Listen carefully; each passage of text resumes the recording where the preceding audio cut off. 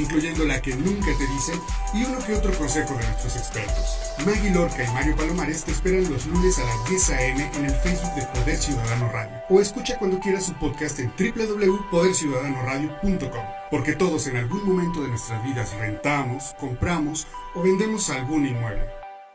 Las opiniones vertidas en este programa son responsabilidad del titular, no refleja la política editorial de la estación. Ya es la hora del boom. ¿De qué? Del boom inmobiliario. Lo que todos deben saber sobre el sector inmobiliario. Vende, compra o renta. Todo será más sencillo si nos escuchan. ¡Comenzamos! Muy buenos días. Gracias por estar aquí con nosotros. El día de hoy un tema muy importante, todo lo que son costos en el tema de la construcción y valores. Gracias, arquitecta Matilde, por aceptar nuestra invitación. Muchas gracias. Buenos días. Gracias. Mario, buenos días, ¿cómo estás? Buenos días, Maggie. ¿Bien y tú? Gracias. Ya arrancando el lunes, ahora esta semanita. Sí, ya una excelente semana para todos. Fue demasiado rápido. Sí. Luz, buenos días, gracias por aceptar la invitación. Hola, ¿qué tal? Buenos días, muchas gracias. Gracias. Pues recuerden nuestras redes sociales, Facebook, Twitter, Spotify y nuestros teléfonos. Pueden llamarnos a cabina, que es el 388-1529, y por WhatsApp 4423-97-6761. Recuerden que aquí pueden ofrecer sus propiedades, hacernos cualquier pregunta, pueden tener una asesoría. Recuerden que tenemos a todos los expertos en el tema inmobiliario, ¿no? Pues bueno, vamos a entrar en materia. Mario, ¿qué te parece? Pues bueno, este programa va a ser diferente. Hemos estado hablando de créditos, de testamentos, de cosas más legales y arrendamientos, riesgos, así es. Extinción de dominio y demás, ¿no? Pero pues hoy nos vamos a ir a los ladrillos. Hoy nos vamos a ir a los fierros, a la parte dura de lo que es la vivienda. Y entonces por eso invitamos a dos personas que muy conocedoras del tema. Matilde nos va a hablar mucho más del tema de construcción, mucho más de qué hacer cuando, ¿qué me dices hace rato? Se te mete la locura de quiero mi casita. Claro, cuando quieres construir simplemente, ¿no? Porque es el patrimonio a veces de toda nuestra vida el que vamos a invertir. Ok. Y Luz, que es una perito evaluador, nos va a hablar un poquito más de los avalúos, de qué avalúos son los que se tiene que hacer, tanto al comprar como al vender una propiedad, cuál es la diferencia. Porque bueno, yo creo que a todos nuestros clientes les pasa que de repente ven por ahí mantas en las ciudades que dicen avalúos a 800 pesos y pues creen que ese avalúo sirve para todo, ¿no? Entonces, sí, y diferenciar el tipo de avalúos, ¿no? Claro, y que pues obviamente pues sepan la diferencia entre uno y otro, para lo que sirven, cuánto cuestan, ¿no? Porque yo creo que ese es un error muy común, que cuando piensan que el avalúo que está ahí en la manta sirve para cualquier cosa. Así es. Muy bien. Para saber diferenciarlos. Pues agradeciendo nuevamente a Matilde. Ella tiene una maestría en administración de la construcción. Correcto. Y su especialidad es costos. Así es. Aquí tenemos un tema un poco polémico en el tema, en la cuestión de comprar un terreno y construir, o comprar una casa ya construida. Para eso tú ofreces tus servicios para desde un inicio en cuanto al proyecto, o nada más te digo, oye Matilde, quiero construir una casa y aquí está mi diseño, mi proyecto. Son ambos, es un traje a la medida. Ok. Regularmente tú puedes decir, yo ya cuento con un proyecto arquitectónico y quiero empezar a construir, pero pues lo que más quiero cuidar es mi dinero. Así es. Sí, se han dado muchísimos casos a lo largo de la historia de que te dicen, sabes que tu casa va a costar $1,000,000 y terminas gastándote $1,500,000. ¿Sí? ¿A qué crees que se deba eso? Evidentemente es falta de planeación y falta de administración. Tú tienes que partir justamente de la base de un presupuesto. Si ya tienes un proyecto, lo que nosotros hacemos es cuantificar los materiales y hacer un presupuesto muy detallado, es decir, te vamos a decir cuántos metros de muro vas a construir, cuántos metros vas a pintar, cuánto piso vas a ocupar. ¿Qué calidad de los materiales? Claro. Eso también tienes que especificarlo en el proyecto. Tendremos que entender que un proyecto ejecutivo incluye un plano con los acabados especificados, ¿sí? Con las ventanas diseñadas, la carpintería diseñada. Eso es un proyecto ejecutivo. Ok, y aunado a eso, ¿quién me garantiza que si me diste un presupuesto de $1,000,000, te gastes $1,500,000? Tu garantía tiene que ser hacer un contrato, ¿sí? Un contrato en el que evidentemente si no se lleva a cabo como está planeado, tenga penalizaciones el constructor. Esas penalizaciones pueden ser que si no me cumples en el tiempo que acordamos, ¿me pagues un importe de penalización? Puede ser un porcentaje sobre el monto de la obra o del monto que falte por ejecutar, si así ustedes lo programan. Hay diferentes tipos de contrato. Ok. ¿Sí? El contrato con el que normalmente se hacen las obras públicas es el contrato a precios unitarios. ¿Qué quiere decir? Si cuesta 100 pesos el metro cuadrado de muro, nada más cuantifico cuántos metros hiciste y eso es lo que te pago. Si dejaste de hacer una parte, pues sencillamente no se paga. Claro. Es un contrato a precio unitario. Las obras de construcción en vivienda regularmente las contratas por administración de obra. ¿Qué quiere decir? Te voy a otorgar un porcentaje de ganancia sobre el monto de lo ejecutado. Si ejecuto esta semana 100,000 pesos, tu porcentaje en vivienda debe andar sobre un 10, 12% más o menos. Entonces yo te voy a pagar el 10 o 12% sobre lo que vayas ejecutando. Sin embargo, en el contrato sí podemos partir de la base de un presupuesto. Si yo no cambio ningún acabado, porque esa es una parte importante, si yo como cliente de pronto te digo, es que vi un mueble de baño padrísimo que ahora quiero que coloques en la vivienda, ya estoy empezando con el desorden yo. Claro. Estoy haciendo cambios. Todos los cambios impactan en el costo. Ok. Entonces, tiene que ver esa coherencia y ese orden cuando voy a construir. Por eso es que el presupuesto se hace sobre el proyecto que ya está terminado, que es lo ideal, ¿no? Claro. Sabiendo que si tengo economías al elegir otro tipo de material, se tienen que ver reflejadas también en mi presupuesto. Y aquí hay dos tipos de presupuestos, ¿no, Mario? El que quiere construir una casa para él, para usarla, y el que quiere construir una casa para venderla. Y aquí es donde la asesoría de un arquitecto es lo más recomendable en cuanto a los materiales, ¿no? Porque a lo mejor te digo, yo soy súper friolenta, recomiéndame un material que sea térmico, y a lo mejor tú dices, no, es que yo soy muy caluroso, ¿no? O sea, algo fresco. Entonces, desde ahí es la importancia de tener una buena asesoría. Desde el proyecto, porque también a veces decimos, yo tengo un maestro que es buenísimo. Eso es muy y él común. me va a construir mi casa. Claro. Y entonces llegamos y resulta que los muros están chuecos o desplomados, o que la ventana maravillosa que yo vi en una casa, en una colonia de un muy buen nivel, no es la misma que me construyeron en mi proyecto, ¿no? ¿Cuál crees que sea la razón por la cual los clientes se acercan a los maestros de toda la vida, de toda su confianza, a hacerlo a través de un profesional? Porque creen que van a economizar, pero aquí aplica perfectamente lo de lo barato cuesta Lo caro. barato sale caro, Sí. claro. Acabo de leer un meme curioso en el que dice, si encuentras a dos arquitectos y uno es más barato, elige el más barato, pero te va a pasar como el vino, el más barato te va a traer resaca. Muy cierto. Así es. Y también otra cosa, yo creo que justamente es la confianza, ¿no? Ahorita dijiste, ¿por qué buscas también al maestro de confianza? Creo que la palabra ya lo indica, ¿no? La confianza, o sea, sí es por economizar, pero muchas veces también es como por esa confianza, ¿no? También existe el otro dicho, ¿no? Más vale malo por conocido que bueno por conocer. Porque también hay creo que las dos experiencias. Yo creo que también ha habido la experiencia de personas que a lo mejor no se van con el maestro de confianza, buscan a un arquitecto y el arquitecto a veces también le sale malo, ¿no? Y ahí encima a lo mejor pagaron el doble. Yo creo que aquí valdría la pena, Matilde, que nos explicaras también, y a las personas que nos escuchan, también cómo elegir un buen arquitecto. Porque digo, entre arquitectos hay de todo, y entre cualquier profesión hay de todo. Claro. Así ¿no? es. Entonces, yo creo que no te garantiza nada el Claro. que tú elijas un arquitecto contra un maestro de obra, pero cómo poder elegir también que este arquitecto, al menos de primera instancia, ¿qué puedo yo revisar que me va a hacer un buen proyecto y una buena casa? Yo creo que tiene que ser por medio de referencias normalmente. Eso no, y con eso no discrimino a que demos oportunidad a cuando los chavos están recién egresando. Hay gente muy buena, pero la referencia también pueden ser sus mismos maestros. Yo le puedo preguntar, bueno, ¿con quién has trabajado? ¿Qué obras has hecho? E informarme. De la misma manera como cuando consulto un médico y nos preocupa nuestra salud, pues es nuestro dinero el que vamos a invertir. Entonces es la mayor preocupación que tenemos.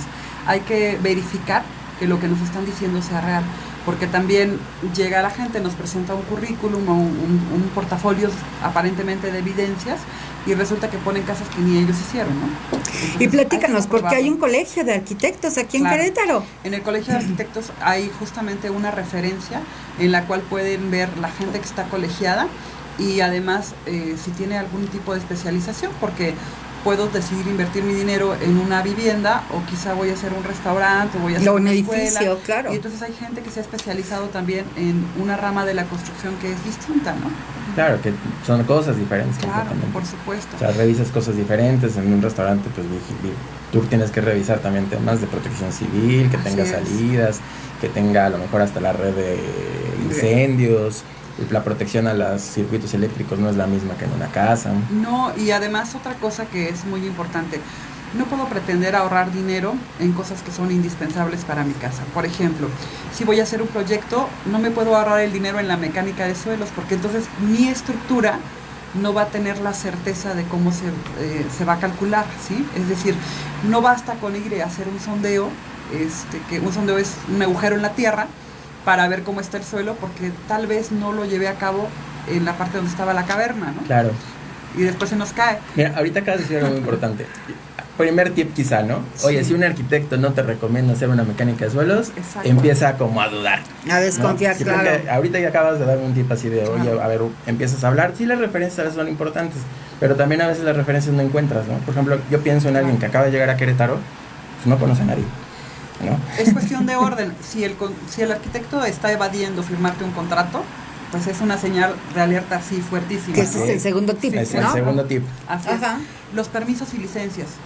El permiso te da estructura, además de que es obligado, tú tienes que cumplir requisitos que te van a garantizar por lo menos que vas a construir basado en un proyecto ejecutivo. Tiempos, ¿cuánto tiempo en tu experiencia se tarda? El trámite de El licencia, trámite, sí. si pensáramos que el proyecto ejecutivo ya está hecho, el municipio de Querétaro está ofreciendo licencias de 24 horas. ¿En serio? Así es. Entonces, Qué realmente, maravilla. si te van a decir que se van a tardar un mes, es probable que algo esté por ahí funcionando mal.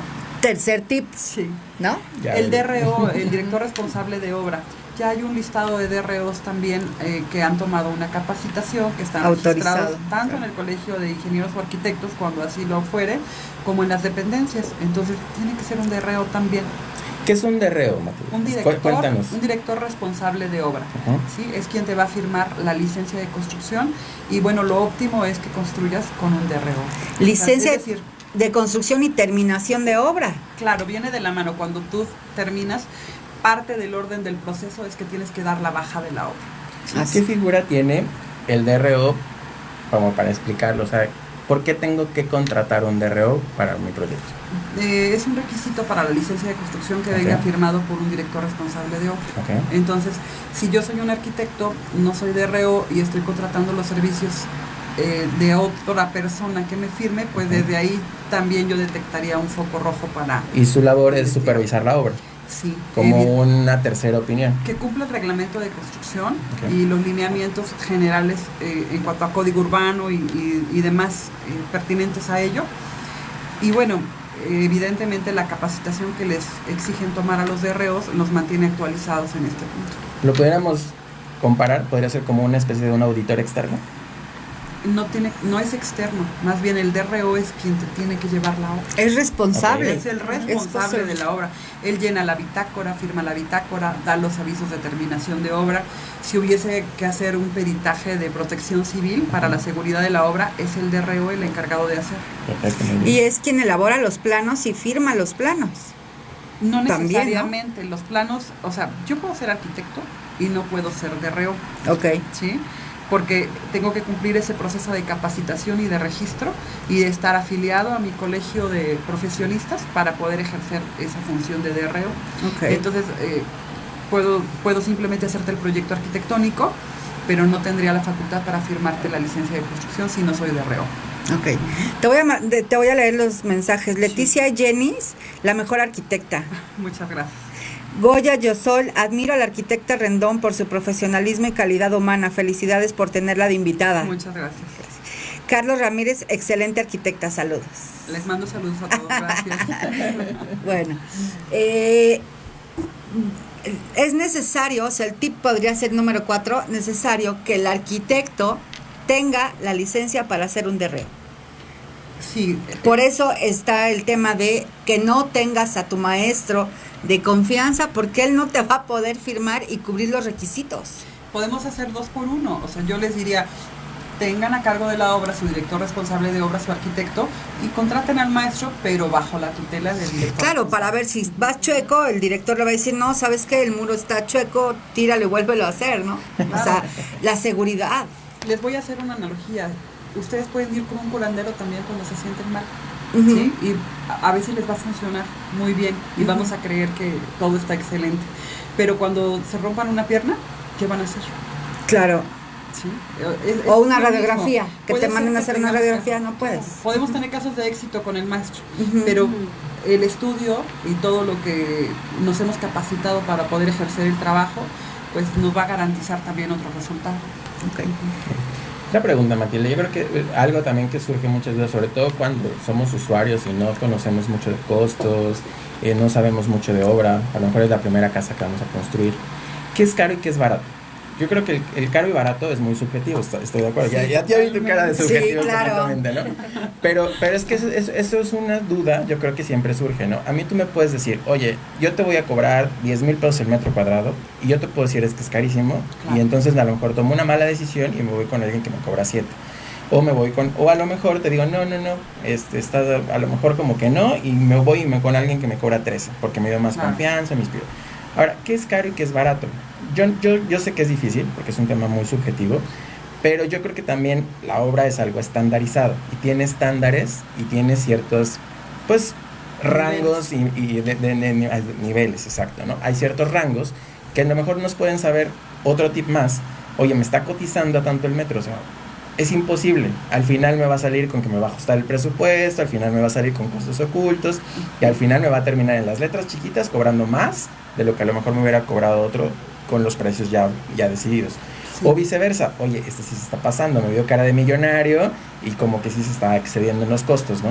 ¿Qué rangos tú podrías considerar o que podrías dar como para tener algunos parámetros y tener un tip adicional? Bueno, yo creo que podríamos empezar por clasificar la vivienda si habláramos de ella, ¿no? Tenemos Medio. el caso de interés social, Ok. que podemos partir hasta de 36 metros cuadrados, que es un pie de casa, más o menos a un rango, yo creo que de unos 60, 70 metros cuadrados. Este tipo de vivienda, el diseño es mucho más sencillo, el tipo de acabados son también muy, muy sencillos y elementales, es decir, no puedo pensar en que voy a poner un mármol o voy a poner un porcelanato, porque entonces hablo de otro nivel de vivienda. Así es. El precio al público podría andar en ese nivel sobre unos 6,000 pesos el metro cuadrado. Hay gente que viene y nos lo promociona a la venta y nos dice, te lo voy a construir en 4,500 o 5,000 pesos, ¿no? Yo tengo 25 años haciendo esto y la verdad es que no lo van a construir en ese precio. Te van a vender la idea, pero estás comprando un problema, ¿sí? Después tenemos otro rango que viene más o menos de esos 60, 70 metros cuadrados hasta 120, 130, que es una vivienda de interés medio. Ujú. Ya contratas evidentemente un arquitecto de manera privada, porque interés social casi siempre lo sacamos con un crédito, ¿sí? Entonces ya podemos hablar de otro mercado. Pero bueno, puede ser una ampliación. Puede ser una ampliación. En el exactamente. tema social también hay Claro. ampliaciones. Y entonces ese nivel de vivienda debe andar sobre unos 8,000 pesos el metro cuadrado. Y aquí sí te estoy hablando de que ya tengo un mejor diseño hasta en accesorios de baño, una puerta de otra calidad. Entonces ya me incrementa justamente, a lo mejor ya tengo una doble altura en la vivienda, que ese diseño me hace reforzar más la estructura y me encarece el tipo de producto. Okay. El medio alto, que ya estoy hablándote de 130, 140 hacia adelante, ya me puedo ir hasta 10, 11,000 pesos sin pensar en un lujo todavía, ¿sí? Y el nivel de lujo, pensando en que voy a construir a lo mejor en el campanario o cosas así, puedo irme de 15,000 pesos en adelante, ¿sí? ¿Y la variación son los acabados? Porque el acabados material y es el tipo de mismo. diseño de la vivienda. O porque sea, Puede es ser con la diseño, doble altura, espacio. por ejemplo, necesitas reforzar la estructura. Nos hemos encontrado casas que tienen laminado de oro en unos muros o que tienen óleo en las paredes, entonces para que nos demos una idea, ¿no? O de pronto dices, bueno, yo quiero mármol, pero no quiero el formato tradicional 60 por 60, yo quiero un mármol que no tenga juntas, es decir, que las piezas estén más grandes Así. y se vea más completo, entonces ese trabajo para colocarlo me implica otras cosas. O yo ya quiero una chimenea en mi casa, ¿sí? ¿Sabes qué? Métele alberca o quiero un jacuzzi, todo eso complementa el proyecto y encarece evidentemente el proyecto. Claro. Perdón, y aquí aunado al tema de avalúos, que son los detalles que los valuadores califican, y es donde empiezan a incrementar, podríamos decir, el valor, el precio, para que nos entiendan nuestros... Sí. Bueno, en los diferentes tipos de avalúos, Uh-huh. el avalúo donde tenemos 22 clasificaciones de construcción es en el avalúo hacendario. En Querétaro, el costo directo es donde se utilizan los valores, los costos de la tabla de la sombra de Arteaga. Son 22 tipos de construcción, más las canchas, más las albercas. Y todo esto también va en función del proyecto que se esté trabajando. Tenemos está dividido en 3 las clasificaciones. Es industrial, antiguo y moderno. Y ya dependiendo de dónde sea, por ejemplo, las clasificaciones modernas en el Campanario, Milenio, el Refugio. Bueno, desde que sean de interés social hasta que sean de lujo, eso es en clasificación moderna. Pero dependiendo de los metros cuadrados y del proyecto, es en donde va a entrar. Por ejemplo, si es tabique y lámina, es el tipo más bajo de construcción, es el tipo 16. Uh-huh. Y conforme se va incrementando los acabados, el más alto es el tipo 22. Ok, tú el avalúo que realizas únicamente es en cuanto a los materiales, no en cuanto no ves lo que es la parte geográfica. Los municipios nada más se especifican la parte de materiales No, para hacer un avalúo. No, también hay una conformación técnica en la sombra de Arteaga de los acabados, pero en el mismo avalúo viene ahí una homologación de factores donde podemos poner proyecto, el uso de suelo, el número de niveles, la zona donde está ubicada, si es esquina, si es intermedia de manzana. Sí, porque no es lo mismo un avalúo de Corregidora a un avalúo de Juriquilla, Lo que varía, aunque sean los mismos metros de construcción. Bueno, en Corregidora, por ejemplo, está el Club de Valvanera, que sí puede ser comparable al Campanario, que está en Querétaro. Ok. Dependiendo de la zona donde lo estemos trabajando, es en donde nosotros vamos a ubicar nuestros comparables. Porque sí, aunque sea diferente el municipio, podemos encontrar las características iguales, ¿no?, de uno a otro. A lo mejor sí no están cercanos, pero las características pues son similares. Entonces si pudiéramos tener, si no tenemos comparables del mismo Campanario, que bueno, sería difícil, pudiéramos encontrar de Valvanera para poder llegar a... Pero supongamos una casa en un condominio de una desarrolladora, la misma casa en Corregidora a la misma casa en el Refugio, no valen lo mismo. Aunque son los mismos materiales, aunque son los mismos acabados y los mismos metros de construcción, ¿no? Sí, ahí también el suelo tiene un valor diferente. Exacto. La construcción, así sea la misma casa en un ranchito o si en un club residencial, los metros cuadrados, la construcción a lo mejor nos vale lo mismo. Bueno, y con las condiciones del suelo que fueran las mismas. Lo que aquí nos va a variar va a ser el valor del suelo, porque ahí sí tenemos diferencias, si está en el centro, si está muy alejado de la ciudad, si tiene urbanización, si tiene infraestructura, si está en una calle comercial. Entonces ahí es donde va a haber la diferencia del valor de suelo, que es lo que nos va a hacer que incremente todavía más, ¿no?, nuestro valor del inmueble. Ok. Y el avalúo, ¿quién lo solicita? ¿Para qué necesitamos tener un avalúo hacendario, que nada más es una palabra de Querétaro, porque regularmente el avalúo, el nombre correcto es fiscal, y aquí en Querétaro ahora se llama hacendario, ¿no? Para que nos entiendan. ¿Para qué lo necesitas? ¿Quién te lo solicita? Bueno, son varios casos. Puede ser desde para cuando va a haber algún testamento que tienen que pasar las propiedades a otra persona, y tienen que haber un traslado de dominio. Entonces para el traslado de dominio pues piden un avalúo hacendario. Uh-huh. Para la cuestión cuando se quiere hacer fusiones o subdivisiones de predio, también se solicita un avalúo hacendario para la cuestión de pago de impuestos. Solamente se paga el impuesto por el valor del terreno, pero se debe de poner las construcciones que estén en el terreno. Para la cuestión de las compraventas, también ahí es donde nos piden el avalúo hacendario para la cuestión de los pagos de impuestos. Uh-huh. Y el avalúo hacendario. Y para saber cuánto vale tu casa, ¿no? Tu construcción, tu propiedad. Ese ya sería un avalúo comercial. Si Ok. no tiene fines de pago de impuestos, sería un avalúo comercial. ¿Cuántos tipos de avalúo hay? Bueno, tenemos aquí los avalúos bancarios, que son para cuando utiliza, igual para las compras. Para créditos hipotecarios. Cuando hay por medio un crédito. Con para Fobiste, para Infonavit, el avalúo comercial y el avalúo hacendario. Ok. 5 tipos de avalúos son los que sí son comercial, Fobiste, Infonavit, hacendario y Infonavit. Ok. Sí, pues. Y esos valores los verificas en la sombra de Arteaga.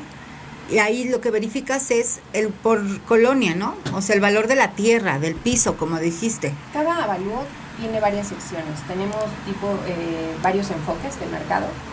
El avalúo, el enfoque de físico, que es el valor el valor de donde vienen todos nuestros valores de la sombra de Arteaga, nuestro valor comercial y el valor de enfoque de rentas. Okay. Entonces, dependiendo del avalúo es lo que nosotros podemos ir viendo. Por ejemplo, en el de Infonavit pues, no se utiliza el enfoque de rentas, pero en el hacendario viene el enfoque de rentas, viene el directo y viene el comercial. Entonces, van incluidos los 3 enfoques en un solo avalúo. Ok. ¿Cómo ves, Mario? Muy bien.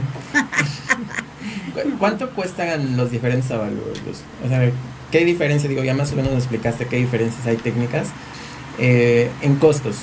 Era lo que yo te decía hace rato. O sea, creo que muchas veces los clientes se van como con la idea de que un avalúo a veces es barato y cuando ya realmente van a comprar su casa, van a vender su casa o quieren dividir algún predio, alguna cosa, se dan cuenta que pues no cuestan 800 pesos, ¿no?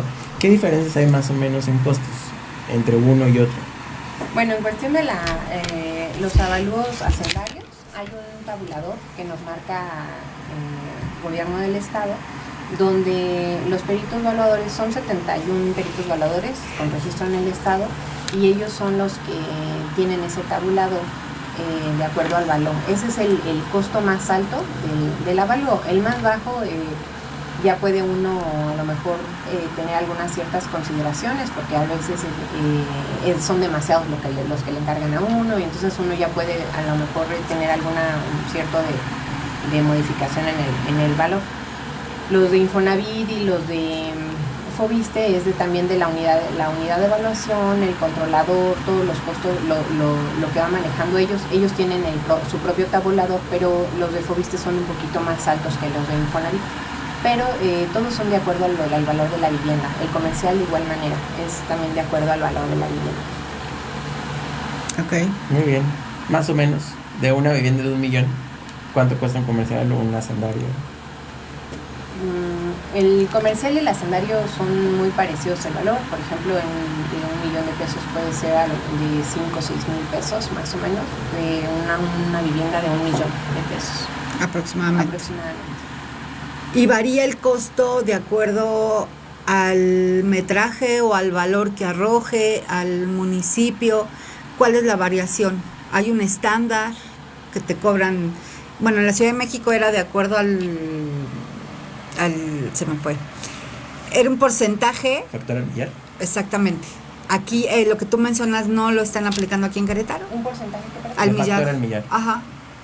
O sea, si la casa valía 3 millones, lo hacían. Y aquí lo que comentas... Aquí lo que se puede hacer, o que en muchos de los casos se da, es de que el valor catastral es uno y el valor comercial es otro. Entonces, nosotros tenemos pues ese rango de valores para también nosotros poder dar un buen precio. El valor catastral puede estar tal vez en 900,000 pesos y el comercial quedó en 1 millón, 1,100,000. Entonces, al meter en el tabulador los 900,000, pues sale un poquito más accesible que el de 1,100,000, 1,200,000. Por cierto, que no se pierda nuestro próximo programa porque va a estar el licenciado José Luis Alcántara, que es el director de Catastro, en el cual tenemos varias preguntas de acuerdo a los valores del área metropolitana de Querétaro, ¿no? Entonces les extiendo la invitación. Muchas gracias. Gracias. Luz, a ver, ¿qué tanto? Vamos a empezar a polemizar. ¿Qué tanto le afecta el valor a una vivienda que se hizo con un arquitecto, con Matilde, contra que le hizo el maestro de confianza. ¿Es realmente si hay una afectación en el valor a la hora de que tú lo evalúas? Pues podemos poner una homologación de proyectos. En realidad el inmueble que estamos evaluando es en cuestión de proyecto, lo podemos demeritar a comparación de otros proyectos porque no están al mismo nivel. Podemos hacer en la homologación, podemos poner el factor de proyecto y nosotros podemos ahí ya demeritar nuestro sujeto a comparación de los demás. Entonces ya ahí vamos viendo nuestro valor, ¿no? Que nos da de acuerdo al factor que nosotros utilizamos. Si es muy de mucha importancia, lo que vemos que el proyecto no es muy adecuado, entonces se hace de esa manera. Ok, porque creo que eso también es importante, ¿no? Claro. Que digo, yo creo que la mayoría de nosotros, si decidimos construir una casa, pues usualmente la estás pensando que a lo mejor en algún momento la vas a vender, no sabes si te la vas a quedar y ya creo que cada vez las casas de generación en generación son menos comunes. Ya usualmente a lo mejor los hijos la van a heredar, pero los hijos lo que van a hacer es venderla, dividirla y se van a otro lugar, ¿no? Entonces yo creo que ya la tradición de la casa de generación en generación ya cada vez es menos común. Entonces creo que en algún momento ese inmueble se va a vender. Y cuando vayas a vender ese inmueble, pues es donde vas a pagar también los platos rotos, ¿no? Si lo hiciste con tu maestro de confianza, a lo mejor no la vas a poder vender a tan buen precio como si desde el principio hiciste un buen proyecto y tramitaste tus licencias y tienes todos tus documentos en orden, a que cuando la quieras vender y nunca tramitaste licencia, la construiste sin permiso, no la construiste con un director responsable de obra, hiciste tu proyecto por medio de tu maestro de confianza, evidentemente no la vas a poder vender ni rápido ni a buen precio. Y eso que acabas de mencionar es muy importante porque para solicitar un avalúo te van a pedir toda la documentación. Entonces, si no tienes tu terminación de obra, porque sí, seguramente tienes tu permiso de construcción y no tienes tu terminación de obra, pues los invitamos a que regularicen todas sus propiedades, porque es los documentos. Licencia. La gente se la echa sin licencia. Pero se los van a solicitar sí, en claro, algún momento. de vender, sí, claro. Exacto. Cada vez es más difícil, pero además vas teniendo en orden. Después si tienes que hacer un trámite en el que tenga que ver tu predio, tu vivienda, vas a tener de todas maneras que realizarlo. Exacto, entonces pues de una vez, para que dejar todo al último, ¿no? Y ahorita que están ya también, todos los trámites están vinculados entre sí. Si alguien quiere sacar una licencia de funcionamiento y no tiene la terminación de obra, no se la dan. Entonces también, por eso ya está como todo amarrado. Qué bueno. Para que todos lo tengamos en orden. Claro, y eso facilita, también nos ayudan a los ciudadanos a tener los inmuebles en orden, como lo acabas de mencionar, ¿no? Así es. Oye, Matilde, ¿cómo ves el crecimiento de Querétaro en ahorita y hacia dónde crees que vayamos? Bueno, evidentemente, tal como se llama el programa, es un boom. Sí, Gracias por el comercial, Matilde. Claro. Gracias. Es exponencial, esa es la palabra. No tengo la cifra exactamente de cuántas familias están llegando al día, pero me quedé como en 60 familias que llegan al día a Querétaro. Entonces eso nos habla de la gran demanda que hay de un sitio donde vivir, ya sea para renta, para compra o para construcción en un momento dado. Trae de la mano servicios, ¿sí? No nada más hablamos de vivienda, de pronto necesito escuela, necesito dónde voy a trabajar, un centro comercial donde voy a cubrir mis necesidades. Claro, el médico. Entonces todo eso está desatando un crecimiento muy grande. En lo que refiere a nosotros en la construcción y en la vivienda, yo les diría, prevengan, por ejemplo, sistemas. Si hay más gente, va a haber menos agua, por ejemplo, ¿no? Sí. Entonces, prevengan que su vivienda también tenga una cisterna, por ejemplo. Y que vayamos tomando ese tipo de consideraciones. ¿En qué zona de la ciudad voy a estar? ¿Qué tengo cerca? Dicen que la mejor escuela y trabajo es el que está cerca de tu casa. Correcto. Entonces no nada más llegar a instalarnos, y yo sé que nuestra economía tiene un factor muy importante en ello, pero también contemplar esas opciones que tenemos para tratar de acercarnos a nuestros servicios. No sé qué más decirte al respecto. Está creciendo muy, muy rápidamente, ¿sí? Ojalá que tengamos mucho más orden en ello, porque seguimos queriendo una ciudad segura, claro. Por ejemplo. Pero pues creo que se han estado llevando a cabo bien las cosas. y nos estamos ordenando de una manera que no lo hacíamos antes. Ya no podemos crecer sin ese orden. Así es. Así es. Tú, Luz, ¿cómo es el crecimiento? A ustedes les asignan folios, ¿no? Por avalúos. Así Y los es. los folios son consecutivos. Sí. ¿Cuántos Todos folios los- de avalúos hacendarios ha habido en este año? Digo, como dato. No, y yo creo que el que pudiera dar mejor el dato es el ingeniero Alcántara, porque Ok. depende de la dirección de catastro estatal. Pregunta para él. Sí. ¿Cuántos folios asigna a cada perito evaluador? Ese dato estaría interesante, saber cuántas operaciones ha habido en el 2019, por ejemplo. Claro. ¿Y Ajá. dónde tienen la base de datos de los peritos evaluadores? ¿En el Colegio de Arquitectos? ¿En el Colegio de Ingenieros? No, ¿En cada Catastro? perito evaluador tiene su base de datos, pero le tienen que dar a gobierno del estado todos los avalúos que van haciendo para poder pedir más folios. Ellos son, el catastro del estado es el que tiene el control de cuántos folios dan. No, lo que Maggie te preguntaba era dónde encontramos al padrón de peritos. Correcto. Como para poder saber dónde encontramos un perito evaluador que me pueda hacer un avalúo. Ah, bueno, están en internet como perito evaluador registrado en el estado de Querétaro. Hay una publicación de La Sombra de Arteaga, no me acuerdo de qué año es, donde están todos con su dirección, teléfono, correo, y ahí están todos los O sea, ahí lo que evaluadores. tienen que hacer los peritos es empadronarse al gobierno del estado. Sí, bueno, es que el gobierno del estado es el que les da el registro. Y ellos, no me acuerdo si fue en el 2009 o 2012, fue el último publicación de los peritos evaluadores que aparece todos los datos de ellos para que los puedan ubicar. Aquí la pregunta sería, ¿cuáles son los requisitos para ser perito evaluador? Y porque y ya después la segunda pregunta es, ¿cuál es la diferencia entre una opinión de valor y un avalúo? Pero primero, ¿cuáles son los requisitos? ¿Cualquier persona puede llegar y decir, quiero ser un perito evaluador? No, tienen que tener, pero eso también el ingeniero Alcántara va a ser el más indicado para responderlo, porque depende del gobierno del estado que les asigne un registro, les hacen un examen, y bueno, desde el inicio, desde no sé qué año fue que le empezaron a dar el registro al primer perito evaluador, que es el ingeniero Benjamín Castro Polo. Los últimos son el perito 71, el arquitecto Enrique Martínez, también es perito evaluador, el director de desarrollo, y es de los últimos que se asignaron, y se asignaron como en el 2007-2008. Y desde ahí ya no ha habido otra vez registro. La función de un perito evaluador es dar certeza jurídica, Es corrígeme, una estimación de valor para... asignación de un precio, ¿no? En el cual por eso ellos tienen una certificación y tienen que, cualquier inmueble tiene que llevar un avalúo en el cual ellos ponen su sello y lo avalan. registro. En caso de que se equivoquen o hagan un mal avalúo, pueden perder esa certificación, ¿correcto?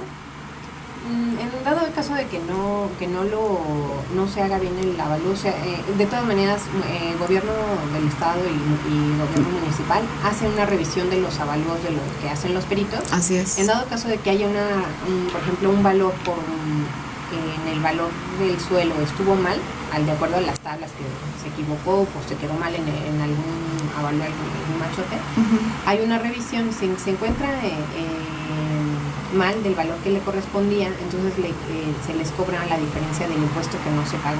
Ah, se las cobran. La fiscalización. Ajá.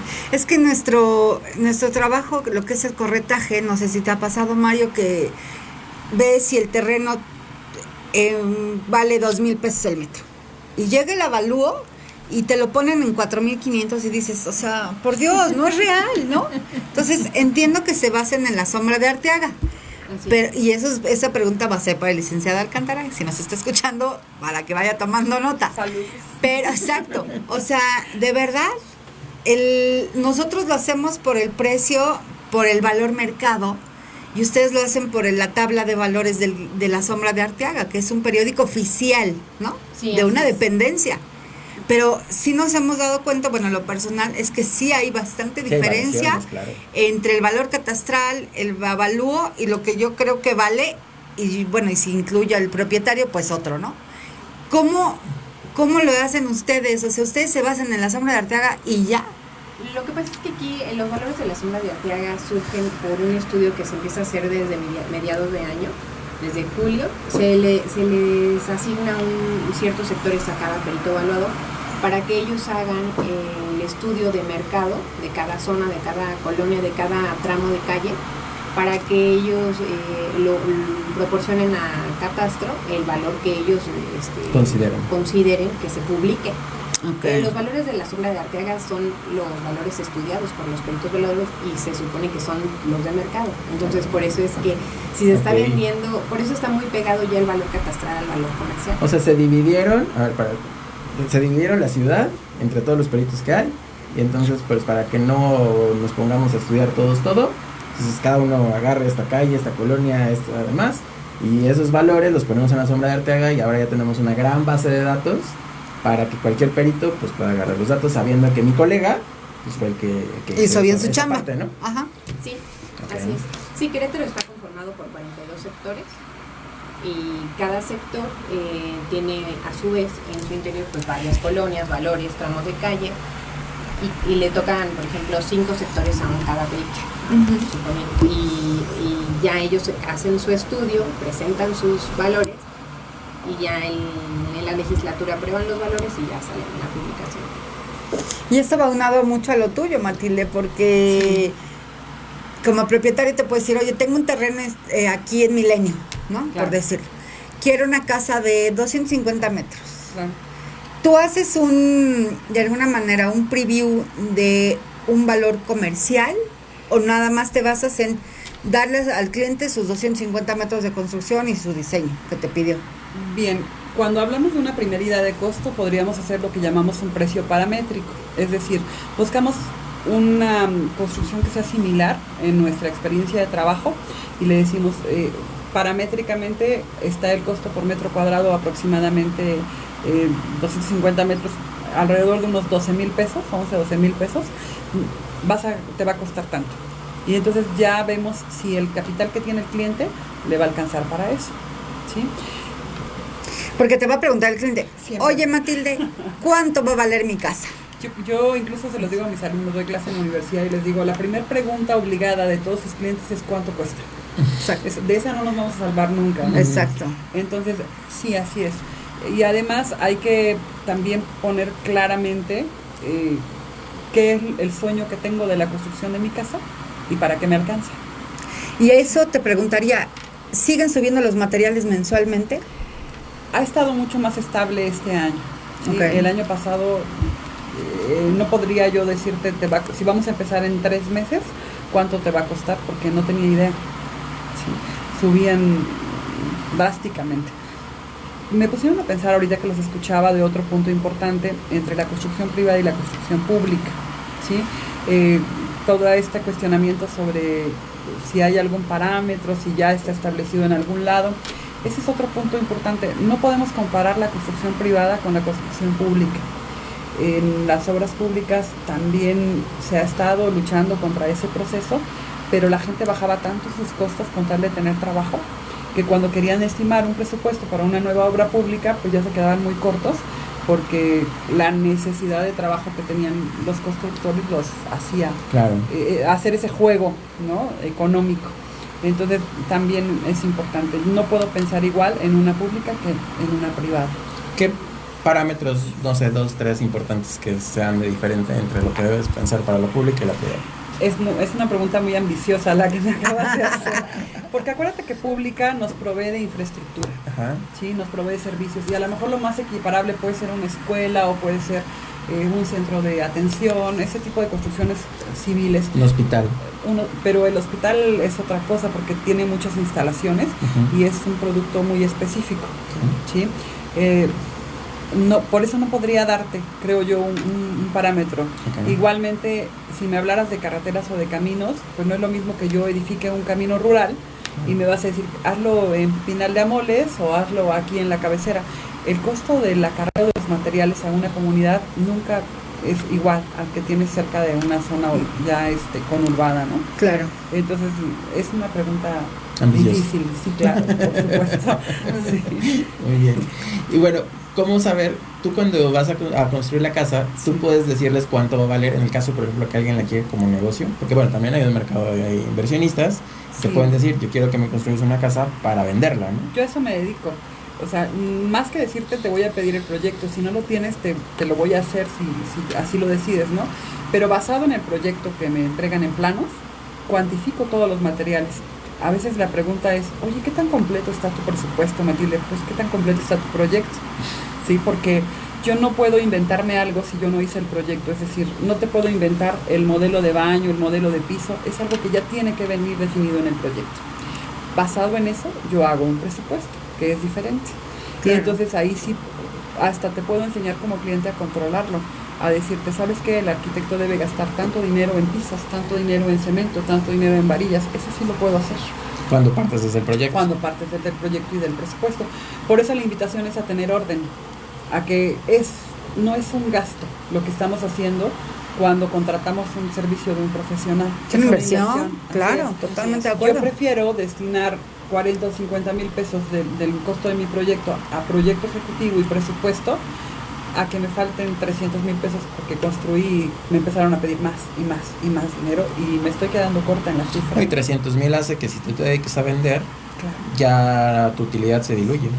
Además es otro punto importante, es un mercado diferente el construir una vivienda particular a desarrolladoras. No, las desarrolladoras ya tienen primero descuentos por macroproyectos que no podría como particular competir contra ellos. Nunca. Y en segundo lugar, el pago de la mano de obra que ya tienen destajistas especializados también no se compara.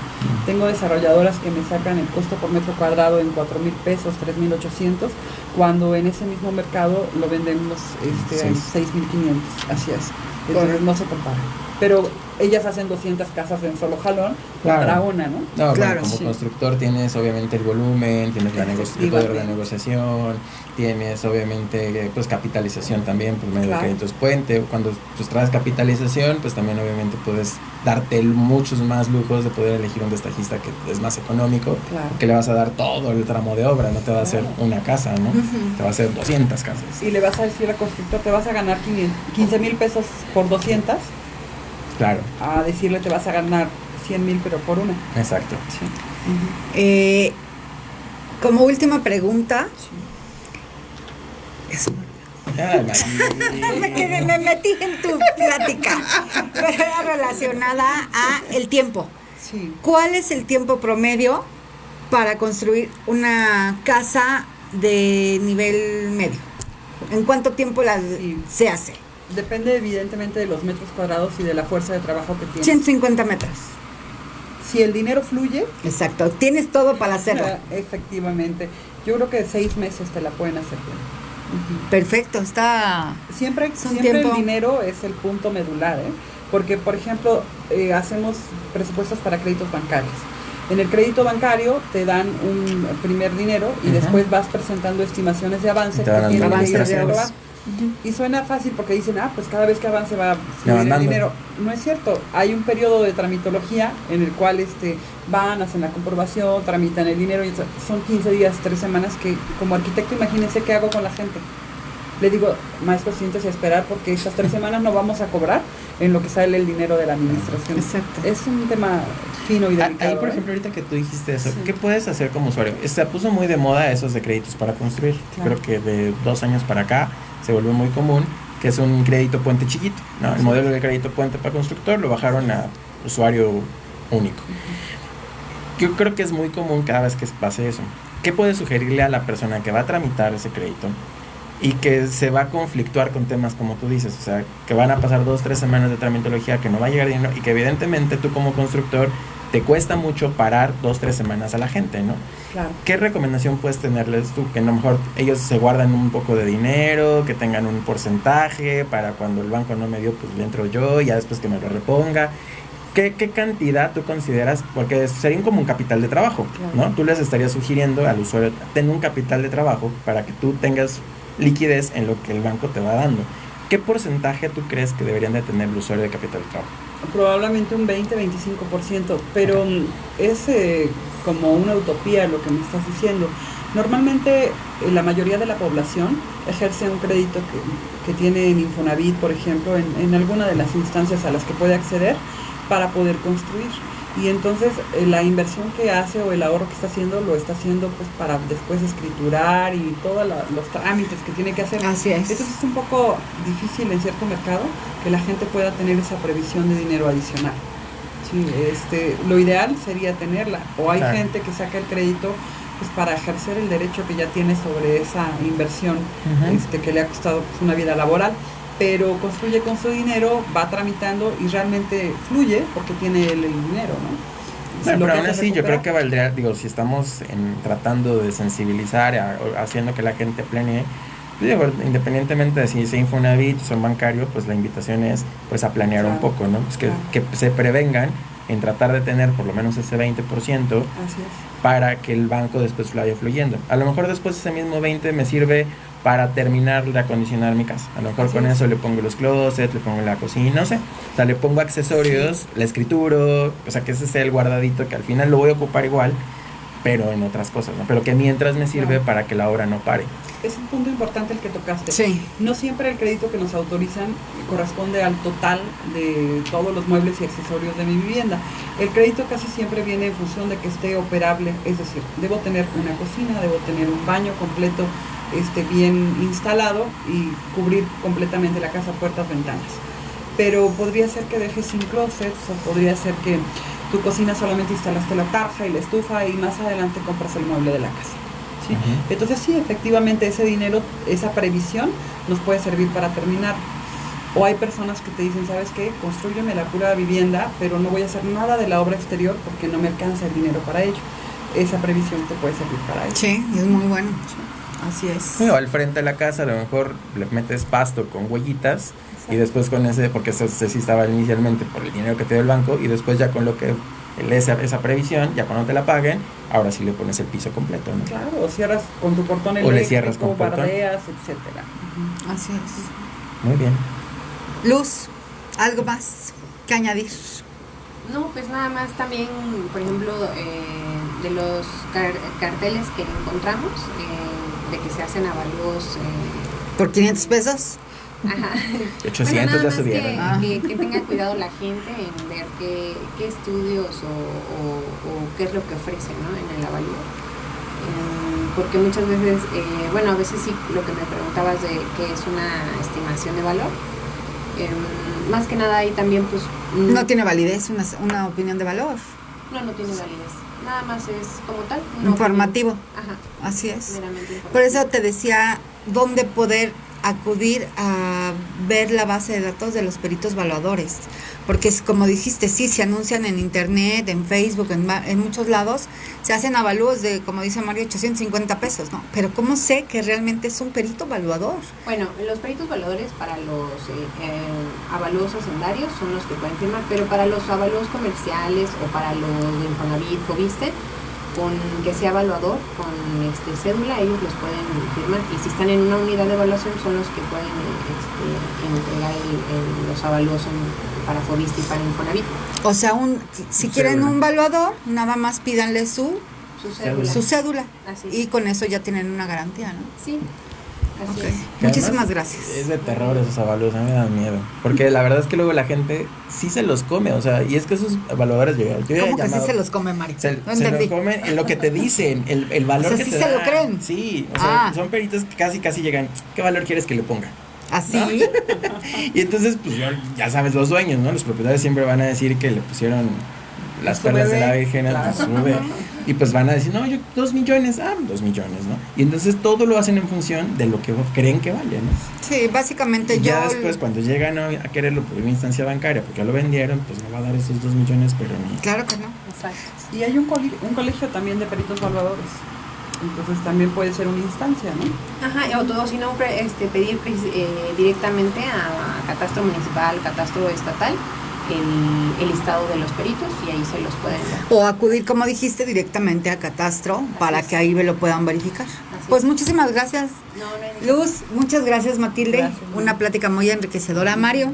Bastante bien. Muchísimas gracias. Gracias a todos. Gracias por sus preguntas. Aquí por sus comentarios. Nos comentó María Eugenia Rodríguez. Muy interesante tema y sobre todo su invitada arquitecta Rendón, muy profesional y clara.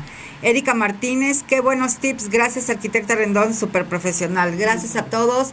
Recuerden que lo pueden, si no lo vieron en este momento en vivo, lo pueden ver la repetición. Estamos en Poder Ciudadano Radio, en el programa En Boom Inmobiliario. Y también ya acuérdense que estamos ya en podcast de Spotify. Así también es. Por si no pudieron escucharlo, entonces búsquenos en Spotify y ahí también ya pueden escuchar la repetición. Porque a lo mejor se nos fue algún dato, ¿no? Por ejemplo, los rangos de los precios, a lo mejor en este momento no los pudieron notar, pero pues ahí ya saben que en el podcast de Spotify después pueden buscar esos datos. Así es. Y no se pierdan próximo lunes, director de Catastro. Gracias, excelente semana. Hasta luego. Adiós. Que te ayuda a tomar las mejores decisiones. Te esperamos próximo lunes de 10 a 11 a.m. ¿En dónde? En Poder Ciudadano Radio. Las opiniones vertidas en este programa son responsabilidad del titular, no refleja la política editorial de la estación.